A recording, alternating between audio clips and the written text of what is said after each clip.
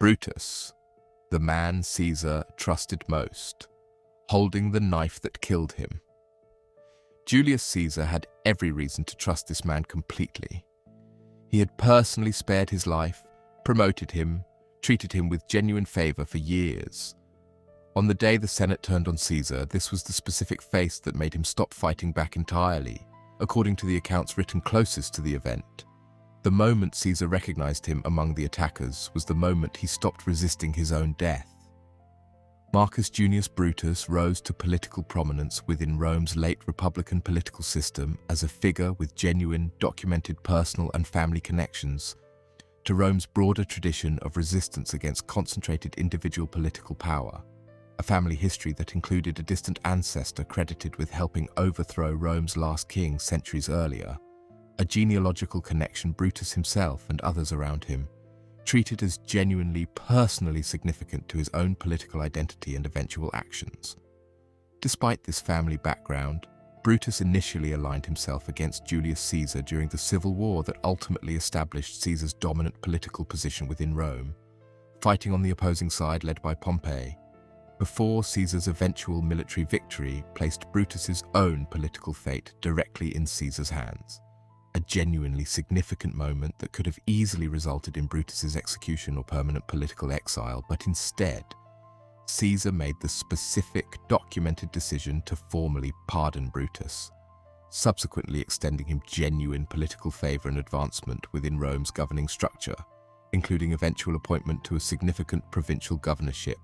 treatment that reflected what ancient historical sources generally describe as genuine personal warmth and trust Caesar held toward Brutus specifically, some ancient accounts even suggesting a considerably closer personal connection between Caesar and Brutus's own family than purely conventional political patronage alone would explain. Despite this genuine personal favor and political advancement, Brutus became increasingly involved throughout 44 BC in a developing conspiracy among a considerable number of Roman senators genuinely, seriously alarmed by Caesar's accumulating political power and specific formal titles, including his acceptance of the position of dictator for life, developments the conspirators viewed as representing a fundamental, dangerous threat to Rome's traditional republican political structure and the broader senatorial political class's own established authority and influence within it. Brutus's specific participation in the resulting conspiracy proved genuinely, historically significant beyond his own individual role. Since his personal reputation for genuine political integrity and his documented family history connected to Rome's founding resistance against monarchical power provided the broader conspiracy with considerable additional political and moral legitimacy it might otherwise have lacked, with several ancient historical sources suggesting other conspirators specifically viewed Brutus's participation and endorsement as genuinely essential to the conspiracy's broader political credibility and justification, given his personal reputation standing in genuine contrast to some of the conspiracy's other participants, whose own motivations were more plausibly attributed to personal grievance or ambition rather than genuine principled political concern. On March 15, 44 BC, the date subsequently remembered as the Ides of March, Brutus joined approximately 60 fellow senators in the assassination of Julius Caesar during a Senate meeting, an attack in which Caesar was stabbed multiple times by the assembled conspirators, and while the specific historical accuracy of certain famous details regarding the assassination's exact sequence remains genuinely debated among historians studying the available ancient sources, the broader historical tradition, substantially shaped by later accounts including Shakespeare's own considerably later dramatic interpretation, holds that Caesar's specific recognition of Brutus among his attackers represented a genuinely significant, emotional and symbolic moment within the assassination itself, reflecting the particular personal betrayal Brutus's participation specifically represented given their documented prior relationship. The conspirators' underlying political calculation, that Caesar's assassination would restore genuine traditional republican governance and receive broad public support,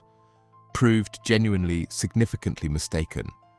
since Caesar's assassination instead triggered a prolonged, considerably destructive period of renewed civil conflict as Caesar's own political allies and adopted heir, Octavian, who would eventually become Rome's first emperor under the name Augustus, pursued sustained military and political action against Brutus and the other conspirators, ultimately defeating their forces at the Battle of Philippi in 42 BC. Brutus, facing this final military defeat and the genuine complete collapse of the conspiracy's broader political objectives, took his own life following the battle. A documented Roman tradition for defeated political and military figures wishing to avoid capture and the potential humiliation of formal execution, bringing his own life to an end roughly 2 years after his participation in Caesar's assassination. Having witnessed the specific political outcome he and his fellow conspirators had hoped to prevent.